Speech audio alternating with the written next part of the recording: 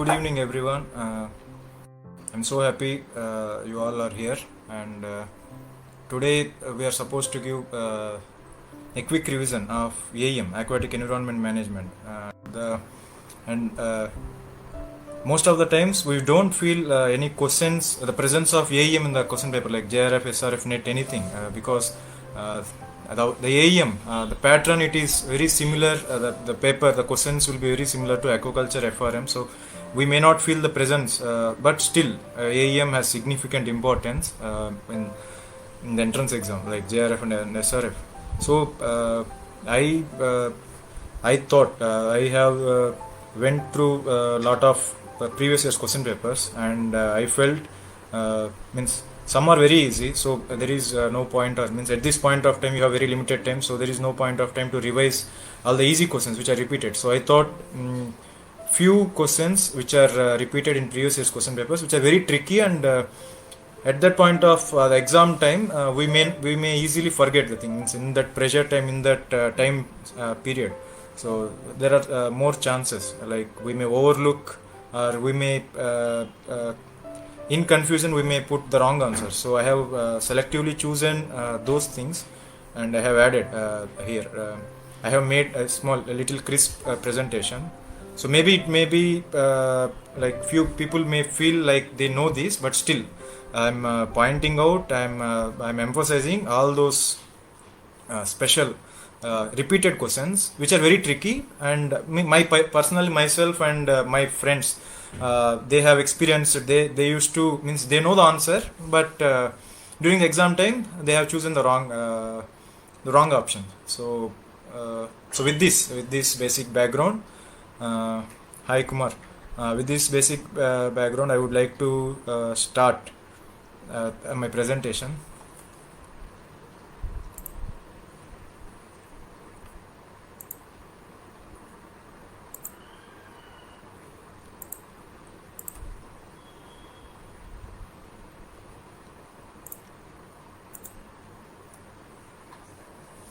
Yeah, can you see my screen? Yes, sir. Okay. So as I have said, I have not put all the things like AEM. There are many courses. There will be relevant topics, irrelevant topics, easy topics. Those which are important, those which are significant in the point, means some you have to understand, some you have to memorize. So I have selectively chosen those things, those concepts which you might forget. Means some people may feel these are very basics, so there is no need to study.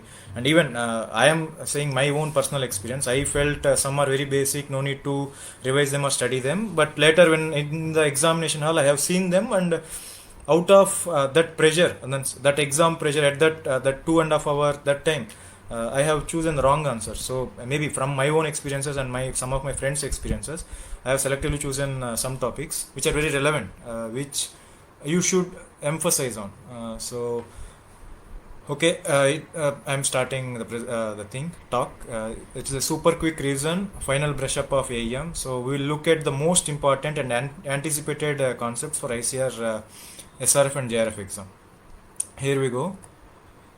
So first we'll see basics, means we won't make it complex, we'll keep it simple. We'll see the atmosphere concepts, we'll see the water concepts, and we'll see the miscellaneous concepts, which we have to remember. Means hardly 17 days are there. You can quickly, within half day, 2-3 hours, if you can spend on this thing, you can revise everything, and you can have some confidence, like you have covered entire significant things of aquatic environment management. So I have made, from the past 1 week I have collected this.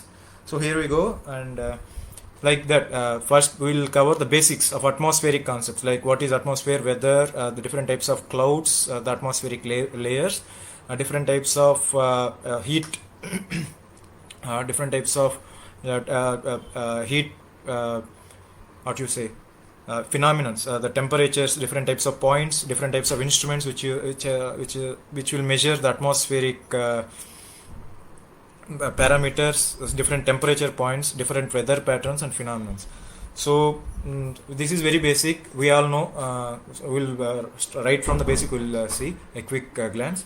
So atmosphere, nitrogen is 78%, oxygen is 21%, 0.9 is argon gas, Rest other means carbon dioxide is 0.03%, others are 0.17%. They will keep in such a way that they will put nitrogen 71% in the options. They will put nitrogen 71% and oxygen 28%. So lot of times I have confused. So I have put nitrogen as 71%. So you can focus on this. Nitrogen is 78%, oxygen is 21%, and carbon dioxide 0.03%. If you see the layers, what are the different layers of the Earth's atmosphere? We all know troposphere, stratosphere, mesosphere, thermosphere, and exosphere. And I will specially mention key points, like these keywords will be replicated in the question papers. So you can, whenever these key points, I will tell you some trigger keywords. So whenever you find these key points, you can answer them with these keywords. Means majority times it will work out for you. So troposphere, you can, means if the question is like the layer which is closest to the Earth's surface, all the weather comes in this layer. So troposphere is the answer. Troposphere is the layer which is closest to the Earth's surface. All the weather occurs here. All the atmosphere is present here. Most of the atmosphere is present in the troposphere. If they ask its range, it extends up to 15 to 50 kilo. It extends up to 5 to 11 kilometers from the Earth's surface. So next comes stratosphere. Then it extends to 15, from 11 or 15. Some people say 0 to 15 kilometers is troposphere. The stratosphere is 15 to 50 kilometers. So stratosphere, we all know ozone layer is present here. If they ask ozone, this is stratosphere. The layer which is responsible for eliminating harmful UV rays also, indirectly they may ask, that is stratosphere. Then mesosphere. So one more concept is, in troposphere, as we go from ground to top, the temperature decreases. So this you can remember. As you go towards the sky, as the height increases in troposphere, the temperature decreases. In stratosphere, as the height increases, the temperature increases. So this you can remember. Then comes mesosphere. Mesosphere is the coldest layer of the entire layers, and so this, if anyone asks the meteoroid burning of meteoroids, etc., as you can see in this picture, you can say mesosphere. Then thermosphere, it extends up to 600 kilometers, hottest layer of the atmosphere. And if they ask still, if they make the question complex, like they may ask aurora borealis, aurora australis, means these phenomena, in which layer they will occur, then you can answer it as thermosphere. And you can also say the charged particles. And they may ask, like at poles, some phenomenon, some spectacular phenomenon may occur. In which layer? It means you will see some spectacular visual phenomenon. In which layer it will be, like you can answer it as thermosphere. And exosphere, it is beyond the Earth, and it extends up to 10,000 kilometers. And the least dense layer is exosphere. They may ask which is the least dense layer of the atmosphere, and it is exosphere, and it is mostly filled with hydrogen and helium. Apart from this, you have to remember two concepts, like tropopause, the layer between troposphere, stratosphere, tropopause, stratosphere, mesosphere, stratopause, mesopause, like that. And one more concept is ionosphere. What is ionosphere? They may ask, and they may confuse you. So ionosphere, the layer between 48 to 960 kilometers, which occupies little part of stratosphere and majority of the mesosphere and thermosphere. This is ionosphere, the layer between 48 to 960 kilometers. And outer space, you may see above 100 kilometers. So they may ask which is considered as an outer space. You have to, the answer should be the layer, the atmosphere above 100 kilometers is termed as outer space. This 100 kilometer line is called as Kármán line. So in 2 years, they have asked what is the average lapse rate. How much temperature decreases with increase in height. So for every 1 kilometer, there is a decrease in 6.5 degrees centigrade. So this is one more thing. So with this, we have covered the atmospheric concepts, atmosphere, the gases. So we'll see the clouds. So we know cirrus, stratus, cumulus. Cumulus are puffy. You can see the picture. So I have added the picture so that whenever you see the question in the question paper, automatically your memory, it will recall all these visuals. So if you recall this, you can easily answer with more confidence, and it will save your time. So cumulus clouds, these are vertically arranged. These look like puffy cotton heap and puffy. They will look like puffy. Stratus, these are stratus clouds are flat sheets. So as I have already mentioned, I am mentioning the keywords. Whenever you observe this stratus, these key trigger words I am mentioning here: flat sheets, horizontally arranged. So you can answer with this. So I'm trying to I am trying to decrease your thinking time. I am trying to save your time in the exam hall. So stratus clouds, if you see the stratus, what are the stratus clouds? Yeah, then you can answer with flat sheets, horizontally arranged, and these are lower level. So in the middle level, above cirrus, below cirrus. So cirrus, very high clouds. They appear in feathery nature, and it is cirrus clouds are mostly made of ice crystals, and they are above 20,000 feet. So cirrus clouds, these are very high clouds. They look like feathers. You can see they are like peacock feathers, and they are mostly made of ice crystals. So cumulus clouds, you can see here, they are like cotton heap or humpy, puffy. So cumulus. Stratus, they are like flat sheets.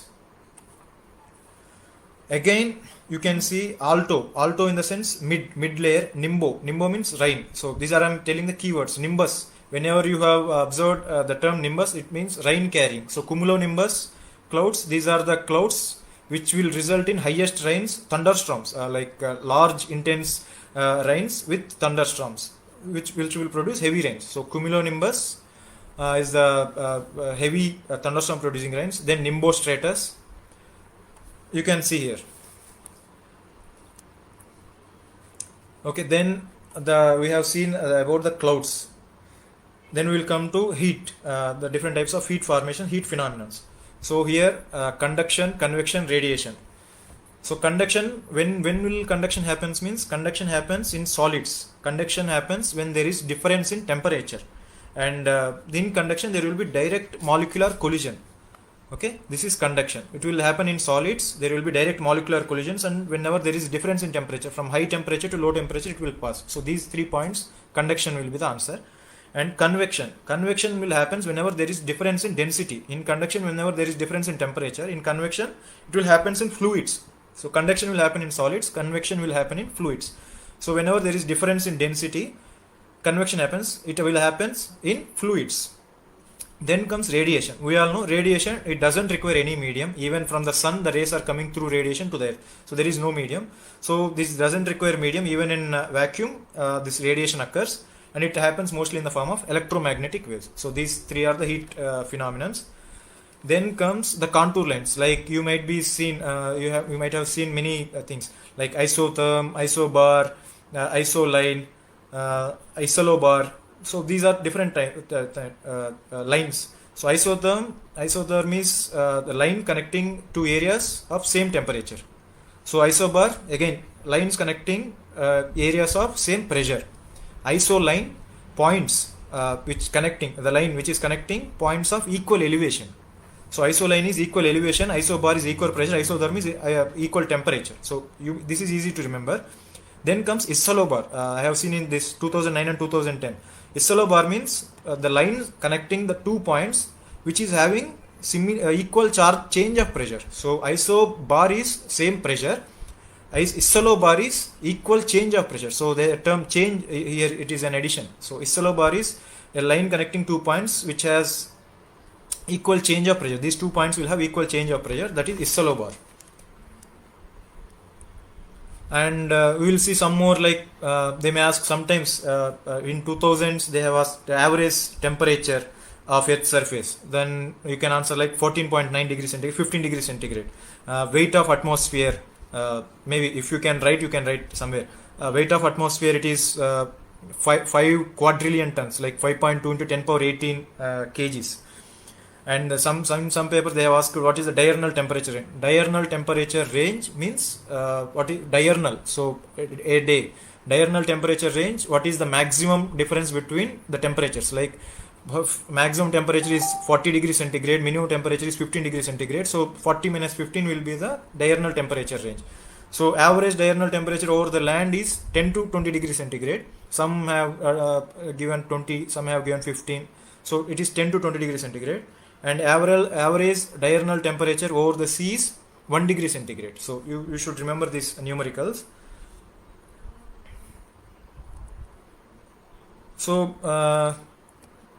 I think okay. We'll see 2-3 points. Like you might have heard, what is eutectic point, what is triple point, what is critical point. Majority of times we will be confused. We will be very confused in this thing. Means if all the 3 points they have added in the options, it will be very confused. So eutectic point is the lowest point at which the liquid can exist before solidifying. So eutectic point is the lowest point before which it solidifies. So it is the last point, it will be in its liquid medium. So that is eutectic point. Triple point, so in the name itself, triple point. So at this triple point, the temperature means it is a point, it is a temperature and pressure at which solid, liquid and vapor phase coexist. So triple point means the point at which solid, liquid and vapor coexist. And then comes one more point, is critical point. So the highest temperature at which liquid, vapor it will be in equilibrium. So in triple point, 3 phases will be in equilibrium: solid, liquid, gas. In critical point, only liquid and vapor will be in equilibrium. So you can remember eutectic point, triple point and critical point. And sometimes they have asked what is the triple point of water. It is 0.01 degree centigrade. Okay, now we will see what are the different instruments which are used to measure the atmospheric parameters. So hygrometer is used for measuring the water vapor in the atmosphere. GRO. Then hydrometer, this is the hydrometer. Hydrometer is used to measure relative density or specific gravity. Hygrometer, it is atmospheric pressure. Hydrometer is relative density or specific gravity. And lot of times they will ask barometer. So barometer is used to measure atmospheric pressure again. Hygrometer is used to measure water vapor. Hydrometer, relative density, specific gravity. Barometer, atmospheric pressure. These barometers again, it is of 2 types: aneroid, mercury.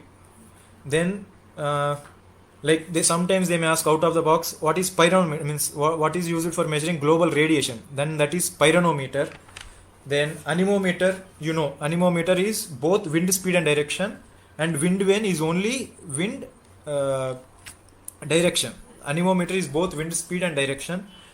And there is a new machine, sometimes they have asked what instant speed. So instant speed is measured by velometer. So velocity velometer.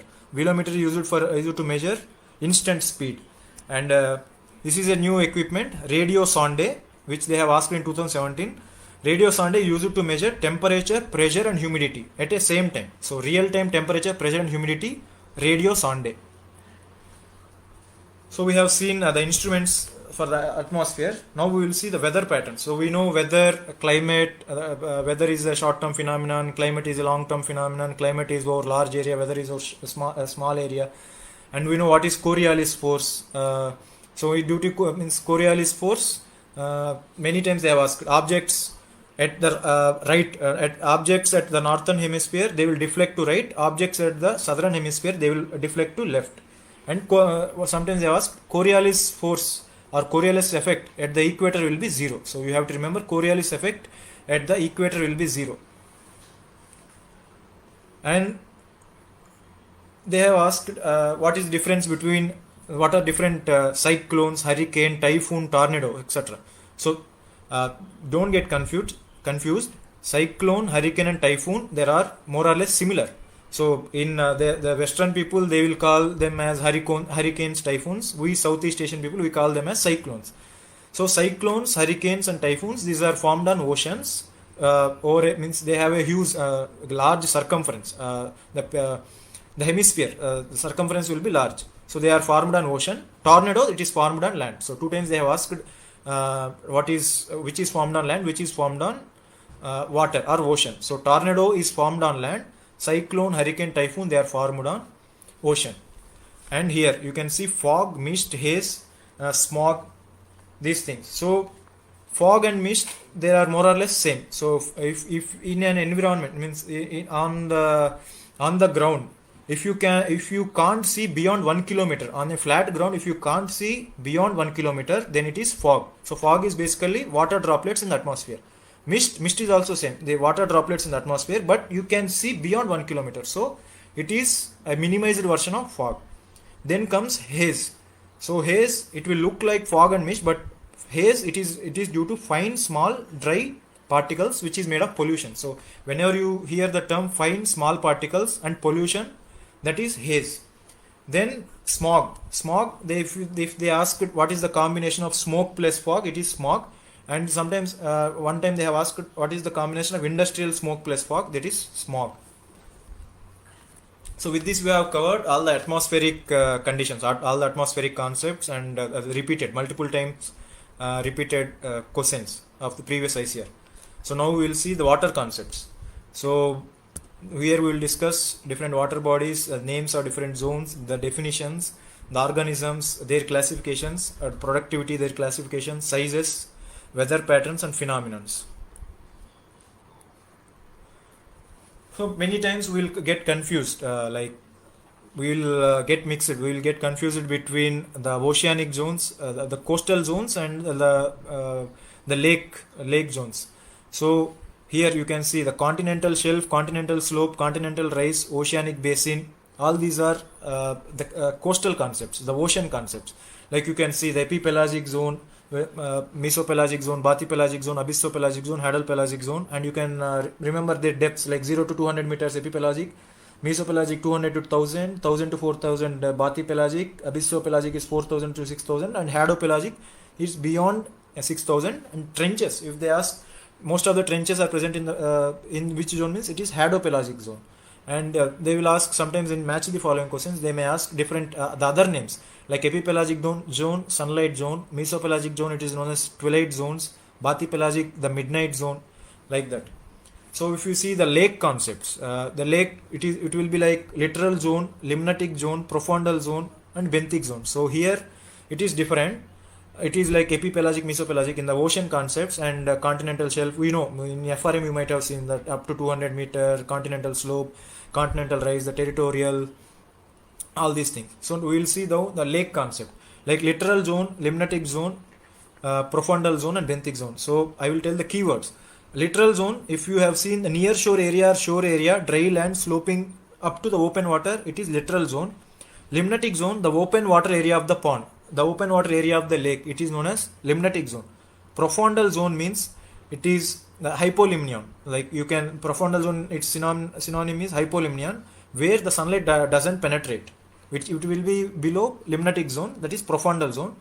Benthic zone, bottom of pond with organic sediments and soil. So the layer which is consists of which is at the bottom with organic soil and sediments, then you can write it as benthic zone.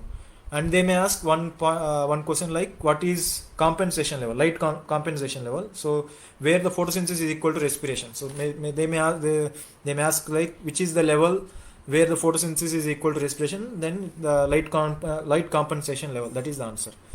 So we'll see, we have seen the zones of the coast and the lake. Now we'll see different types of organism. So before going to this, we know that plankton, nekton, ceston, neuston, pluston and periphyton. So I will just brush up, I will just revise. So whenever you have seen the small floating organisms, feeble, drift with water, which don't have locomotive power, which will move with the mercy of the current, that is plankton. The plural form plankter. And you might study at the end. I will revise like different types of different scientists who has coined the terms.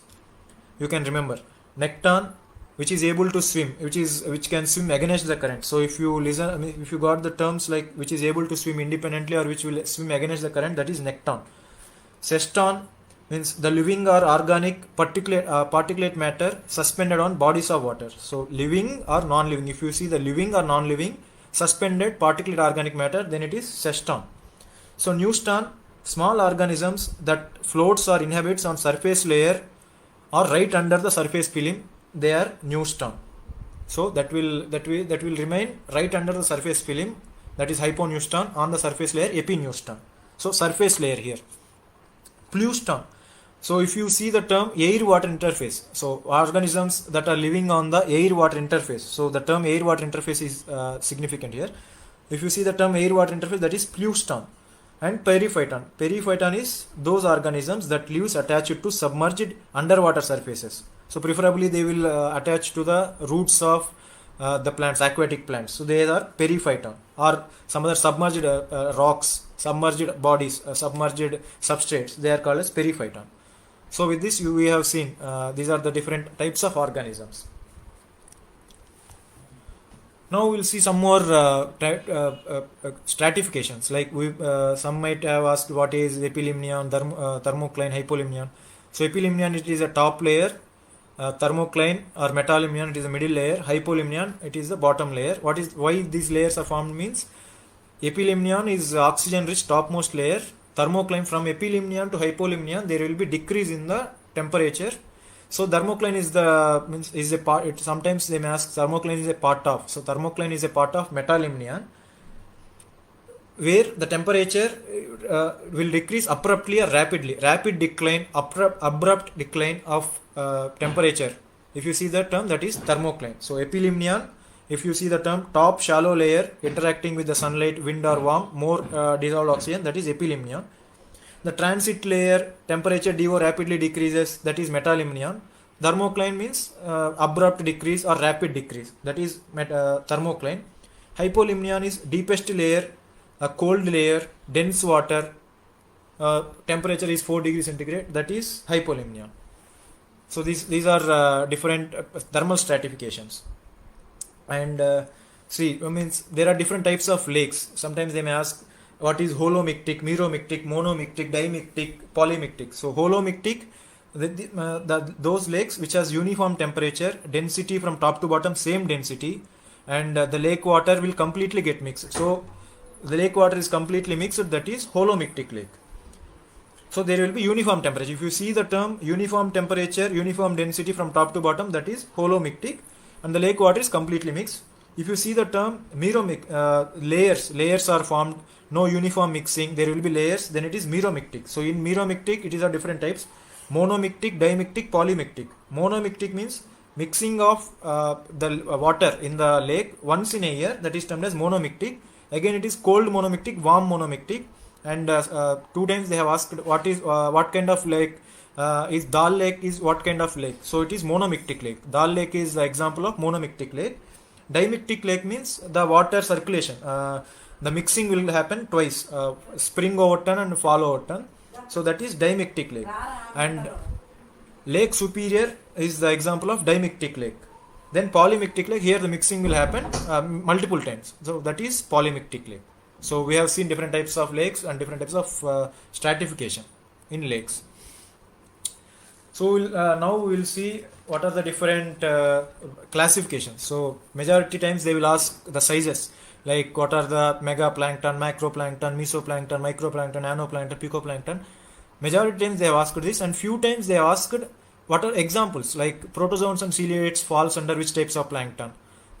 Marine viruses are which type of plankton. So this you can remember, different types of plankton, sizes and classification. And again, it is like they may ask salt, what is silt, what is the size range of silt, what is the size range of clay. So less than 0.002 mm means you might think it will be, means you will remember, but at that point of time we might keep it as instead of 0.002 we will keep it as 0.02. So my intention is stress on these sizes. Sometimes we will miss some 0.0, means they will keep such an options, like you will get confused. So focus on it more, put more stress on it, the sizes, because there is no need of applying any analysis or anything, just you need to remember the things. So it is an easy bit. Then again, as we have already seen the instruments there, like we have seen the instruments in atmosphere. So in the same way we will see the instruments here, like in calculating the water parameters. So Setchi we know it is transparency, turbidity, JTU, Jackson's turbidity meter, and the units are Jackson turbidity units. Turbidity is JTU. Again, turbidity nephalometer is turbidity. So majority times in UG I used to write Setchi means turbidity. So Setchi is transparency, nephalometer and Jackson's turbidity meter is turbidity. Jackson's candle, so turbidity. Refractometer, salinity, and sometimes they have asked how it measures. So indirect measure. Refractometer is an indirect measure of salinity. And how to measure water current, that is Ekman's meter. And one instrument, once they have asked Bathi thermograph. What is Bathi thermograph? So it is an instrument which can record depth and temperature. So Bathi thermo. So in that you can decode both depth and temperature it can measure. And sometimes they have asked what is the principle of spectrophotometer, the UV or visible spectrophotometer. It is Beer-Lambert law. So principle of spectrophotometer is Beer-Lambert law. And which is more advanced in UV spectrophotometer, visible spectrophotometer, atomic spectrophotometer? The answer is atomic absorption spectrophotometer. And they have asked like how to measure pH. So there are two different methods: colorimetric method and potentiometric method. Colorimetric method is just measure of by pH paper, universal indicator, and Lowy bond comparator. Potentiometric method, it uses battery and electricity to measure pH. And there are few things like productivity. How to measure productivity means, let me explain what is productivity. So sometimes they have asked rate of generation of biomass is called as. So rate of generation of biomass, it is called as productivity. Again, productivity is of two types: primary productivity, secondary productivity, and so on, tertiary productivity.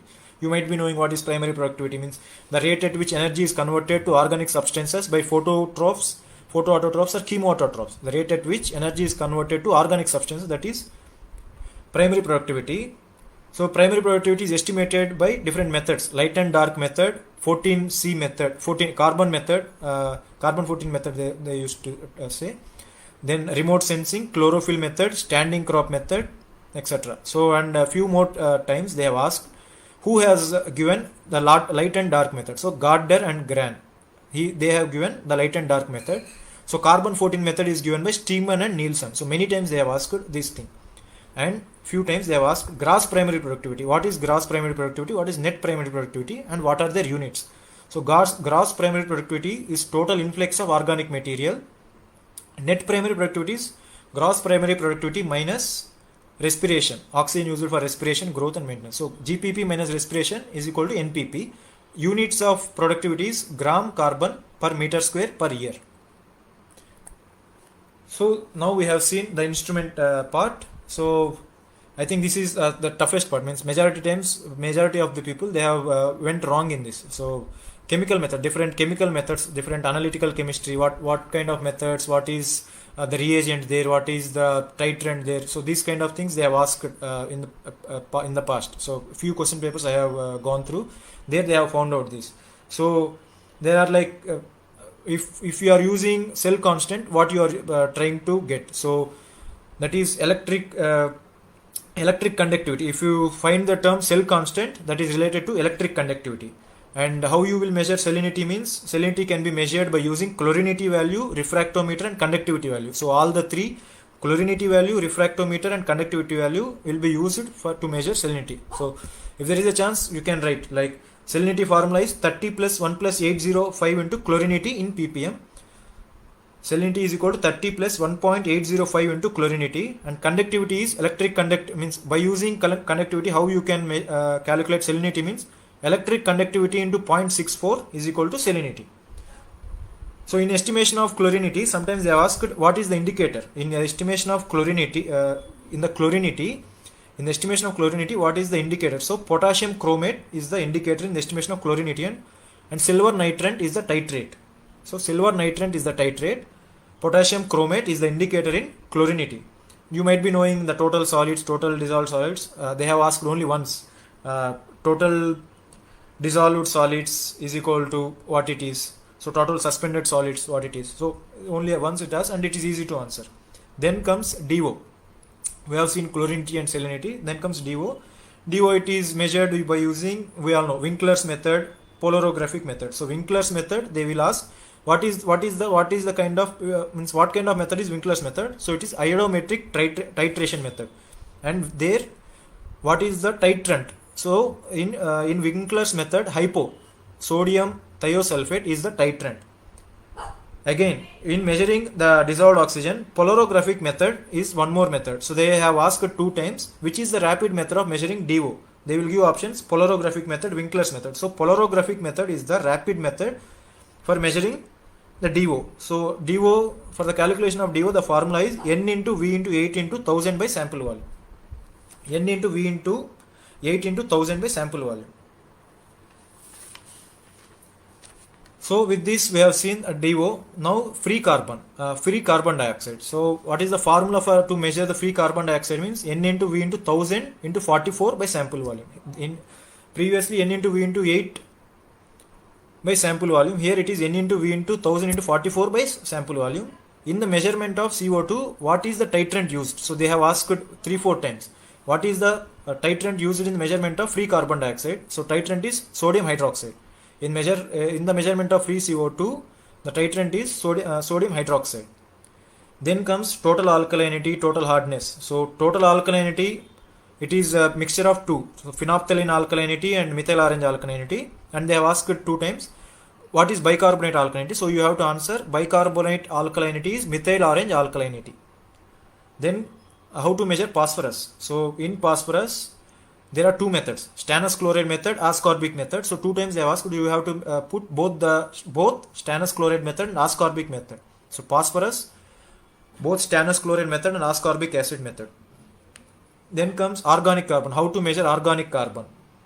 So rapid titrimetric method of Walkley and Black. Walkley and Black. So they have given the method of organic carbon. We know nitrogen, Zeldal method. So what is the method used for measuring nitrogen? Means Zeldal method. Organic carbon means Walkley and Black method. Phosphorus means stannous chloride and ascorbic acid method. Total hardness means EDTA titration method. Total alkalinity, it is a combination of phenolphthalein alkalinity and methyl orange alkalinity. Free carbon dioxide, it is N into V into 1000 into 44 by sample volume. There in measurement of free carbon dioxide, the titrant is sodium hydroxide. And in the measurement of dissolved oxygen, there are 2 methods: Winkler's method and polarographic method. Winkler's method is a type of iodometric titration, and there the titrant is hypo. Hypo is sodium thiosulfate. So with this we have done with the chemical methods. Then I have listed out some of the environmental conventions. They have asked a lot of times the years. Means in AEM majority times they will go for the years. So you have to see, we have to list out whether wherever you have listed out, or whether there is some material, some mock tests or bid banks, whether you are having. You just revise once what are the different years environmental conventions, because mostly we will forget at the exam time. So just revise what are the different list of environmental conventions and have a brief description. What is sites in which city. So see what is Vienna Convention. So you see what is the main intention and in which city. So just 3 points: the year, the environmental event, the year, and the significance of that event. So just try to revise that. Then comes environmental movements in India. So there will be a few movements. Majority time they have asked the year of Chipko movement, year of Bishnoi movement, the state in which the Chipko movement has started, the state in which the Tehri Dam conflict, where is the Narmada Bachao event, when the Bishnoi movement has started. So you have to see, you have to rule out, you have to take some environmental movements of India, and you have to just note down the years, just the year and the state and the environmental movements. They have added this in part B, and sometimes they have added this in part A. And as I have said, you have to find out different signs like ecology, which is the scientist who coined the term ecology, plankton, necton. So we have to see, we have to once revise. Maybe you might be remembering them, so I have not emphasized on them. So different scientists, different father of limnology, like you have to remember, like who is FA4L, who is Haeckel, who has given this. You have to just revise once. Once you revise, then it will be okay for. Then you have to go for different types of extremes, like depths, extreme depths. What is the deepest lake? What is the deepest trench? Highest point, heights, lengths, area, largest river, means international, both national and international. Highest lake, highest dam, largest river, largest lake in India, largest wetland body, different types of wetlands, different the numbers, 42 wetlands are there, different types of marine national parks, different types of sanctuaries, the difference. You have to see the schedule, means I am telling, means it is again overlapping with FRM. So different extinct, critically endangered status. You have to just see the important. Like mostly there will be they have asked repeatedly Pondicherry shark, means it is critically endangered from many years. So we have to see the status, the IUCN status of different organisms of Indian importance. And as I said, you have to brush up different extremes like highest lakes, deepest trench, highest point, more salinity, high salinity. So you have to see different extremes. You have to just brush up the extremes. So I feel like AEM, it is like more or less it will be overlapping aquaculture. It will be overlapping FRM. So we may not feel the presence of AEM. So that I feel I have gone through this entire week. I have gone through previous year question papers, and I have listed out those papers which in which you might be at the exam point of time you might feel a little difficulty. So my suggestion is keep things simple. Don't feel like I can't remember the years, or let us leave the years, let us leave the events. I don't remember. I don't have much general knowledge, or I don't have much public the general awareness. So there is no need. You just have to focus on few events which are very relevant to ICR. Well, like if you are writing SRF, the Part A and Part B, and ICR exam. So there AEM is very easy. Means scoring in AEM, grabbing marks in AEM, it is very easy. So that is why keep things simple. And once you just brush up all the things like in AEM, as I have said, means the entire AEM syllabus, I have just made them down to 3 concepts like environment concepts, water concepts, and the miscellaneous concepts like different environmental movements, different organizations, years, and fathers of different fields, keywords, who have given the keywords.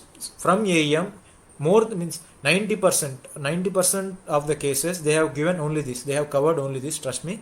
And you just need to spend 4 or 5 hours or half day if you can spend on this. That will be enough. AEM it is fully covered. So now you can focus more on like extension or economics or FRM or aquaculture. So I feel like from the past, means I have did a little analysis. So from the past many years, this is the pattern. From the AEM, you can just focus on this as less than 17 or 16 days are left. You can just focus on this at this point of time, and I am very sure majority of the questions will get covered from here. So whatever you studied, whatever you have revised, be confident. So believe in your thing. You don't feel like I might forget. I have a problem in forgetting. I can't remember the formulas or this. Means don't think any such way. Very simple. So you believe in what you studied, and you just remember. You just revise in your the non-studying times, like when you are eating, when you are doing other activities, like when you are brushing your teeth. Just try to remember all these years. You just try to correlate. This year this event has happened. This year that has happened. This scientist has given that. So just in your mind, you just try to brush up. At this point of time, there is no need to stress. It will be very easy, and I'm telling multiple times, keep things simple. No need to make things complex, and be confident. What you have read means as a whole and as a from AEM, it will be very easy. So I wish you all the best, and if you have any questions, I will take up the questions.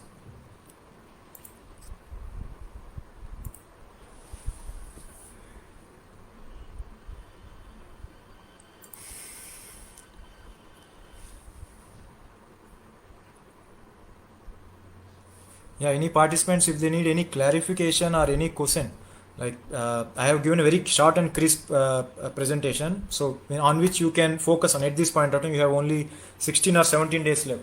So I made a very quick guide. Okay, I will just go through the chat box. So the values of plankton 5 to 6 might whom to follow. Yes, there are different things, like some have given nanoplankton size as different, some has given ultra plankton at the same size. So you can go through the thing like which you have given in the e-courses. 5 to 60 micrometers is the correct answer. Can you send the list or revise again the instrument to measure chlorinity salinity? So I have made means I have the PDF, so I will send you in some of the Telegram groups. Maybe I am not having your numbers. I can send you in some of the Telegram groups. If anyone have any queries, you can ask us. Means I want to keep it as very simple, so I have given very quick thing. And as I have said, AEM will be very simple. You have to focus on few concepts. Other than that, Hello, sir. yeah. Sir, transit layer is metal Indian. Sorry, come again. Transit layer, sir. Is it metal Indian? I can't hear you. Sir, translate, sir. Is it metal Indian? Metalimnion. So epilimnion, metalimnion, hypolimnion. So what is your Sir, doubt? which one is the transit layer, sir? Can you type in the chat box? Sorry. Sir, she is asking regarding transitions, transition layers, sir. Transition layers. Yes, sir, between two temperatures. Yeah. Yes, sir. So epilimnion, if you see the keyword which is very near, which is continuous sunlight, which is having more DO, then it is epilimnion. Metalimnion, it is an transition layer. So there will be more temperature and more DO in the epilimnion. So while going to hypolimnion, that will decrease. So metalimnion is the transition layer. In that metalimnion, sometimes they may ask what is thermocline. Thermocline is the layer of metalimnion where there will be abrupt decrease, rapid decrease. So in the whole metalimnion, the temperature and DO will decrease, but at a specific line, in thermocline, there will be an abrupt or rapid decrease. So that is called as thermocline. In sometimes they will tell both metalimnion and thermocline are similar. I hope it is clear. Yes, sir. Thank you, sir. Yeah. On Wednesday, we are going to do brush up of processing. So you try to attend on Wednesday at the same time, 7 p.m. We will do brush up of processing, fish processing technology. There's a question in chat box, Shanika. What is ozonosphere? Yeah, stratosphere is ozonosphere. Means Hope that is clear for ozone layer will be in stratosphere, so it is ozonosphere. It will be called as ozonosphere. Thank you. Yeah, it is very short session, as I have said multiple times. AEM, majority of the things, it will be overlapped with FRM and aquaculture. So I have not given more. Means I have given at this point of time. You will be you should be focused on only a few things. So I have given the things. there is one more question, Shanika.